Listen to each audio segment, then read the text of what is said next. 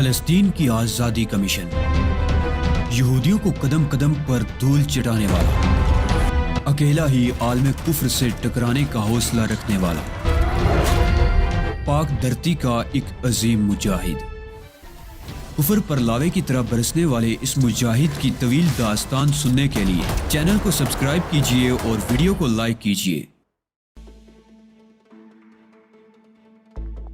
داخلی دروازے کے بعد ایک مختصر سا برآمدہ تھا جس میں 3 طرف دروازے کھلتے تھے۔ بڑ نے سامنے والا دروازہ کھولا اور میں اس کے ساتھ ہی اندر چلا گیا۔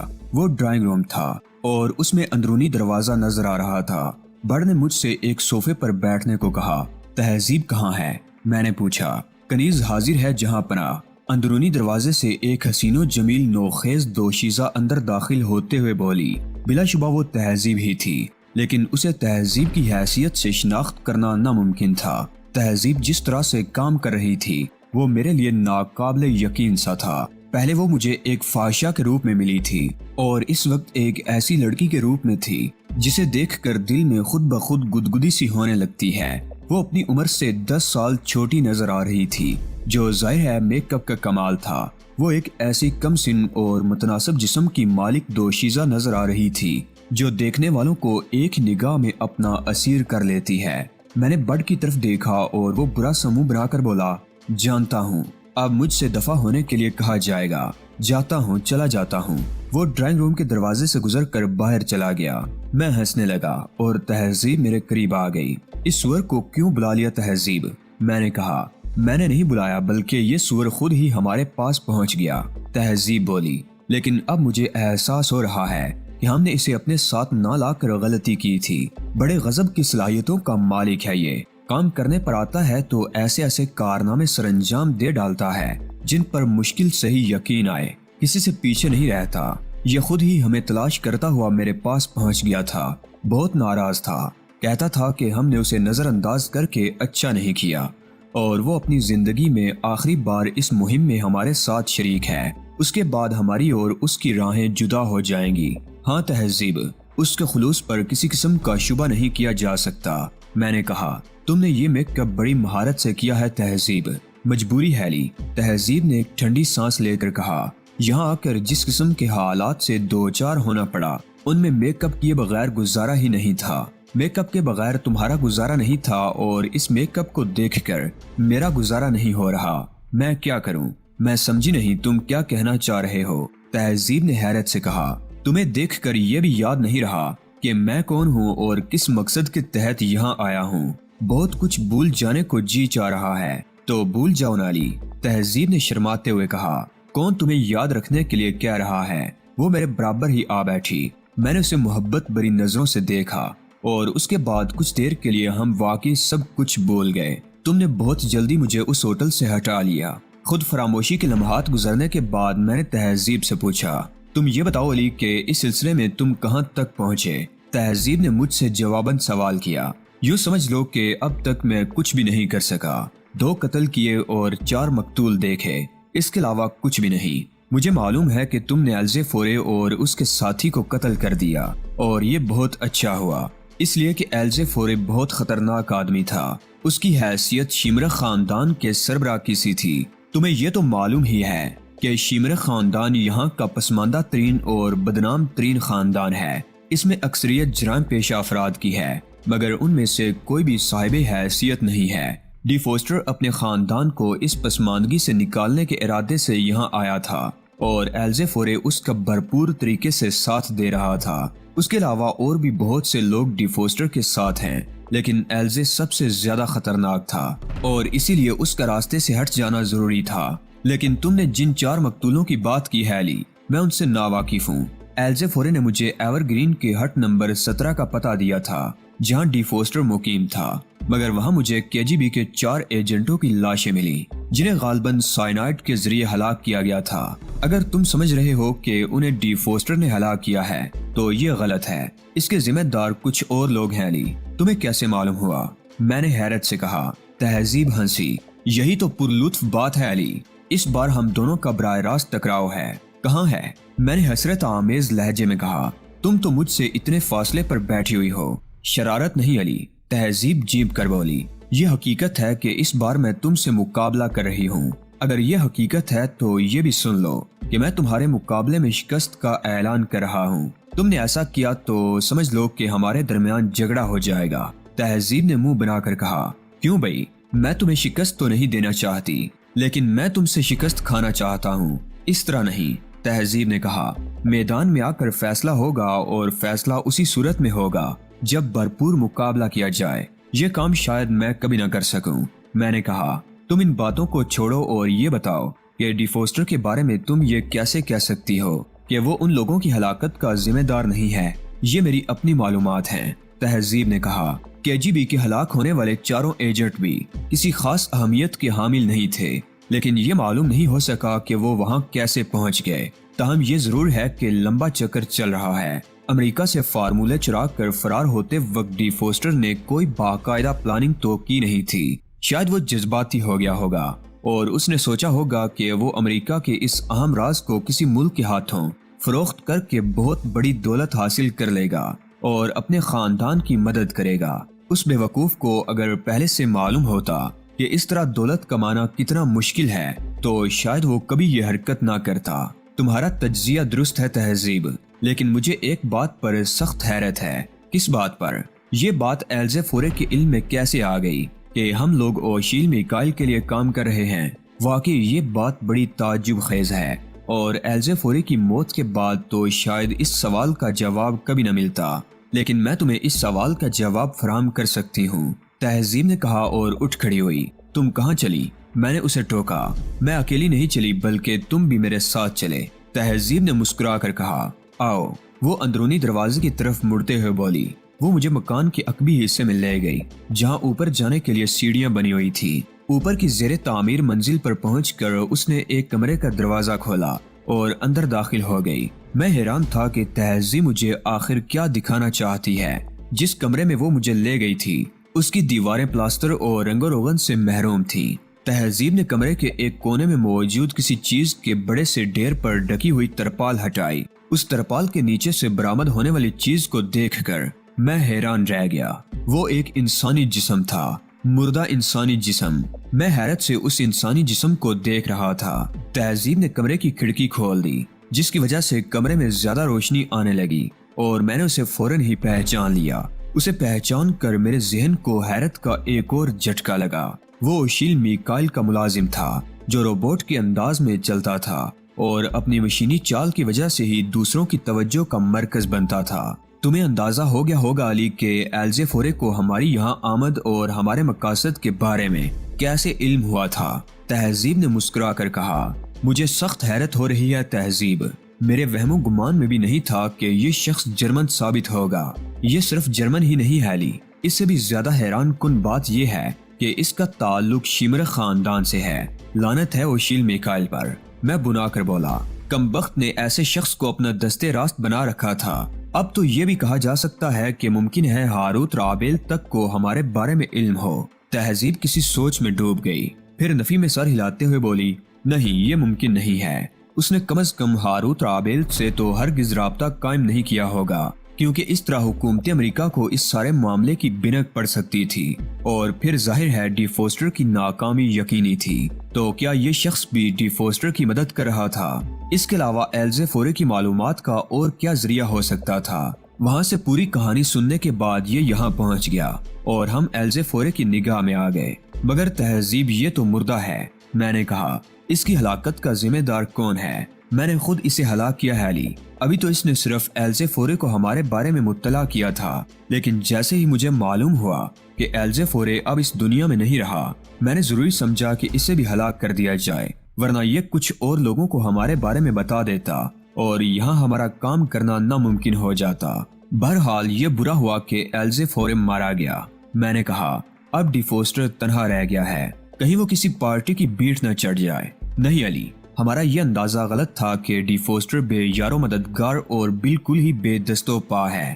در حقیقت اس نے خود بھی اپنی حفاظت کے کچھ انتظامات کر رکھے ہیں، تبھی تو برلن کے روسی، فرانسیسی اور امریکی حکومت کے ایجنٹوں کا اکھاڑا بنے ہوئے ہونے کے باوجود وہ ابھی تک محفوظ ہے۔ امریکی ایجنٹ بھی میدان میں ہیں، میں نے حیرت زدہ لہجے میں کہا۔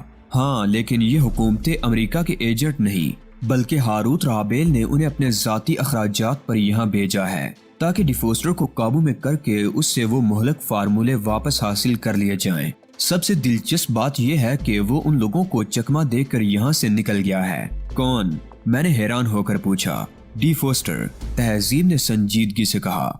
वो बड़ी सफाई से उन सब की आंखों में धूल झोंक कर फरार हो गया है। मैं हैरत से तहजीब को देख रहा था। उसकी हासिल करदा मालूमात काबिल रश्क थी। साफ जाहिर था कि उसने बड़ी जांफिशानी से काम किया होगा, वरना ये मालूमात हासिल करना आसान काम नहीं था। अब उसूलन मुझे तुमसे ये नहीं पूछना चाहिए कि ये मालूमात तुम्हें किस तरह हासिल हुई। मैंने कहा। तहजीब हंसने लगी। हमें यहाँ से रवाना होना है अली, उसने कहा, और मैंने इसीलिए तुम्हें होटल से यहाँ बुलवाया है। कहाँ चलना है ये भी बता दूंगी, पहले तुम कुछ देर आराम कर लो, उसके बाद तुम्हारे चेहरे पर भी तब्दीलियां की जाएंगी। बहुत खूब, मैंने कहा, गोया अपने बाद तुम मेरे चेहरे पर अपने हाथों के कमाल का मुजाहरा करोगी। इसके बाद बड़ी देर तक हम मुख्तलिफ मौज़ूआत पर गुफ्तगू करते रहे और फिर कुछ देर आराम के बाद तहजीब मेरे चेहरे पर मेकअप करने के लिए तैयार हो गई। मेकअप के दौरान मुझे आईना देखने की इजाजत नहीं थी। मैंने खुद को तहजीब के हवाले कर दिया। वो तकरीबन 1.5 घंटे तक मेरे चेहरे पर मसरूफ़ अमल रही। मुझे कतई अंदाजा न हो सका कि मेरा चेहरा तब्दीलियों के किन मराहल से गुजर रहा है। 1.5 घंटे बाद मेकअप इख्तिताम को पहुंचा और तहजीब ने मुझ पर तनकीदी निगाह डालने के बाद आईना मेरी तरफ बढ़ा दिया। आईना देखकर मेरे हलक से एक बेसाख्ता किस्म का कहकहा उबल पड़ा। गालबन ये मेरी उस बात का रद्द अमल है जो मैंने तुमसे कही थी, मैंने हंसते हुए कहा। तहजीब ने मुझे एक पुरकशिश नौजवान बना दिया था। ये बात नहीं है अली, तहजीब ने मुस्कुरा कर कहा, बल्कि ये एक जानी पहचानी सूरत है और वक्त की जरूरत है। किसके लिए? मैंने कहा, यह बात अभी सीगाए राज में रहेगी। तहजीब बोली, चलो ठीक है, लेकिन मैं ये जरूर कहूंगा कि इस बार तुम बेहद पुरस्रार नजर आ रही हो और तुम्हारे अंदाज में जबरदस्त खुद एतमादी है। तुम्हारी ये बात मैं तस्लीम करती हूँ, लेकिन इसकी भी एक वजह है। तहजीब ने संजीदगी से कहा। वजह बताई जाएगी या वो भी सीगाए राज में रहेगी? वजह जरूर बताई जाएगी अली, इसके बगैर तो बात ही नहीं बनेगी। वजह यह है कि तुमने हमेशा बड़े बड़े काम तनहा सर अंजाम दिए हैं। किसी मुहिम में अगर मुझे शरीक किया भी तो सिर्फ इस हद तक के साथ ले गए और साथ ले आए। काम सारे तुमने खुद ही किए। अगर कहीं मेरी जरूरत पड़ गई तो मुझसे काम ले लिया, वरना मेरी छुट्टी। इस बार मैं ये साबित करना चाहती हूँ कि मैं खुद भी बहुत कुछ कर सकती हूँ। इत्तफाक से हमने जो मंसूबा बनाया है उसके तहत ये जरूरी नहीं है कि हम यकजा ही रहकर काम करें, बल्कि आम तौर पर हमें अलग अलग रहकर काम करना होगा। इससे हम कम वक्त में ज्यादा काम मुकम्मल कर सकेंगे और साथ ही मुझे ये भी मालूम हो जाएगा कि खुद मेरे अंदर कितनी सलाहियतें पोशीदा हैं। तुम्हें भी अंदाजा हो जाएगा कि तुम नाहक मेरे लिए परेशान रहते हो। जो हुक्म मलका आलिया, मैंने मुअद्दबाना लहजे में कहा। कनीज को मलका आलिया कहकर शर्मिंदा न करे आलम पना। तहजीब ने तुर्की बदुर्की कहा और हम दोनों ही हंस पड़े। ठीक है भाई, जो कुछ तुम कहती हो मैं मान लेता हूँ। वैसे भी मैंने फैसला कर लिया है कि इस बार तुम्हारी मातहती में ही रहकर काम करूंगा। इससे कोई फर्क नहीं पड़ेगा। इसके बाद सारी जिंदगी मैं जो तुम्हारी मातहती में रहने को तैयार हूँ। तहजीब ने बड़े दिलरुबा अंदाज में मुस्कुरा कर कहा। हम उसी रोज वहाँ से रवाना हो गए। हमारी अगली मंजिल मगरबी जर्मनी साबित हुआ। बर्ड भी हमारे साथ था, मगर उसने अपना मेकअप बरकरार रखा था। मेरा यह अंदाजा गलत निकला कि हमारी मंजिल मगरबी बर्लिन है, इसलिए कि मगरबी बर्लिन से बस के जरिए हम बर्ग की तरफ रवाना हो गए। शायद तहजीब माल्कम एक्स हम बर्ग ही जाना चाहती थी। बर्ड ने तो पहले ही लाताल्लुकाना रवैया इख्तियार कर रखा था और अब मैंने भी खामोशी इख्तियार कर ली थी। तहजीब से किसी किस्म का कोई सवाल नहीं किया था। बात तो एक ही थी, काम वो करती या मैं करता। मैं तो उसे अपने वजूद का एक हिस्सा तस्लीम कर ही चुका था। इसके अलावा मुझे यकीन था कि वो कोई गलत कदम नहीं उठाएगी। हम यूरोप की सबसे बड़ी बंदरगाह पहुंच गए। तिजारती, फौजी, मुसाफिर बरदार जहाज और छोटी बड़ी कश्तियां मीलों तक लंगर अंदाज दिखाई दे रही थी। गोदी में बेशुमार मलाह घूमते नजर आ रहे थे। बंदरगाह पर मौजूद हसीन लड़कियां उनकी तवज्जो का मरकज थी। वहां से गुजरने के बाद हम एक दरमियाने दर्जे के होटल में पहुंच गए। तहजीब ने वहां 2 कमरे किराए पर हासिल किए। एक बर्ड को दे दिया गया और दूसरे में हम दोनों विराजमान हो गए। मुझसे आइंदा प्रोग्राम के बारे में नहीं पूछोगे अली? कमरे में सामान तरतीब से रखा जा चुका तो तहजीब ने मुझसे पूछा। पूछने का जी तो चाह रहा है लेकिन मैंने बात अधूरी छोड़ दी। तहजीब चंद लम्हे मेरे बोलने की मुंतजिर रही, मगर जब मैंने चुप साधे रखी तो उससे रहा ना गया। तुम क्या कह रहे थे अली? मैं कह रहा था कि जी तो चाहता है मालूम करने को, मगर इस ख्याल से रुक जाता हूँ कि कहीं ये भी सिगाए राज में रखने की बात ना हो। नहीं, तहजीब ने हंस कर कहा। फिर संजीदा होते हुए बोली, दरअसल डी फोस्टर का एक खुफिया मंसूबा मेरे इल्म में आया है। मैं ये नहीं कहती कि दूसरे इससे लाइल्म होंगे, लेकिन ये मुमकिन है कि उन्हें अभी पूरे तौर पर डी फोस्टर के प्रोग्राम की तफसील ना मालूम हो सकी हो। यहाँ कई गिरोह खिलाफे कानून सरगर्मियों में मुलविस हैं और खुफिया तौर पर जराइम का इर्तिकाब करते हैं। शिमर खानदान का एक फर्द किंग अटलस जो यहाँ रहता है, उसका भी एक गिरोह है जो किंग के नाम से मशहूर है और पहाड़ी कैंपिंग में सबसे बड़ा शुमार किया जाता है। पहाड़ी कैंपिंग? हाँ, यहाँ कैंपिंग ठेके पर चलती है। इन कैंपों में मंशियात और दीगर ममनुआ अशिया का कारोबार होता है। हर कैंप की जिम्मेदारी किसी एक शख्स के पास होती है जो अपने इलाके में अमनो आमान कायम रखने का जिम्मेदार होता है और अपने इलाके में उसकी अजारादारी होती है। डी फोस्टर को शायद ये एहसास हो गया था कि मशरकी जर्मनी में सख्त पाबंदी के बायस वो अपने काम की तकमील नहीं कर सकेगा। कम्युनिस्ट ब्लॉक के किसी मुल्क में भी रहकर इस किस्म का काम करना मुमकिन नहीं होगा। ये एहसास होते ही उसने मशरकी जर्मनी छोड़ा और मगरबी जर्मनी आ गया। यहाँ आकर वो किंग अटलस से मिला। अब मुझे ये तो नहीं मालूम कि किंग अटलस इस सिलसिले में क्या कर रहा है, लेकिन अंदाजा यही है कि अब डी फोस्टर किंग अटलस के सहारे अपना काम आगे बढ़ाएगा। यह भी तो मुमकिन है कि डी फोस्टर को एल्जेफोरे की मौत का इल्म हो गया हो और उसने इसीलिए राय फरार इख्तियार की हो। मैंने कहा, बिल्कुल, ये बात मुमकिनात में से है। तहजीब ने कहा, लेकिन एक इम्कान ये भी है कि खुद एल्जेफोरे ने डी फोस्टर को किंग अटलस से काम लेने की राह सुझाई हो। इस सिलसिले में सारी ही बातें कयास की हुदूद में हैं, ताहम ये बात यकीनी है कि डी फोस्टर वहाँ नहीं यहाँ है। ठीक है, मैंने सर हिलाया। मुझे तो ये बताओ कि मेरे लिए आइंदा हुक्म क्या है? अब ऐसी बातें भी करोगे अली? तहजीब अफसुर्दा हो गई। कमाल है भाई, जहाँ तक ताउन की बात है मैं हर मुमकिन ताउन कर रहा हूँ, इसमें बुरा मानने की क्या बात है? तुम्हारा अंदाज ऐसा है अली जैसे तुम इस तरह काम करने में अपनी हतक महसूस कर रहे हो। तुम गलत समझ रही हो तहजीब। इसके बरक्स इस बार किसी की मातहती में काम करने में जो लुत्फ आ रहा है वो तनहा काम करने में कभी नहीं आया। जाहिर है मैं किसी गैर की मातहती में तो काम कर नहीं रहा। जिसकी मातहती में काम कर रहा हूँ उसे दुनिया में सबसे ज्यादा अजीज रखता हूँ। वैसे भी मैं तुम्हारी कारकर्दगी को करीब से देखने का ख्वाहा हूँ। ये सब बातें दिल से कह रहे हो अली? कह तो जुबान से रहा हूँ मगर निकल दिल से रही हैं। अच्छा तो फिर एक वादा करो, तहजीब ने कहा। 10 वादे करने को तैयार हूँ, मैं खुलूसे दिल से बोला। अगर कहीं मुझे गलती करते देखो तो टोक देना ताकि मेरी इस्लाह हो सके।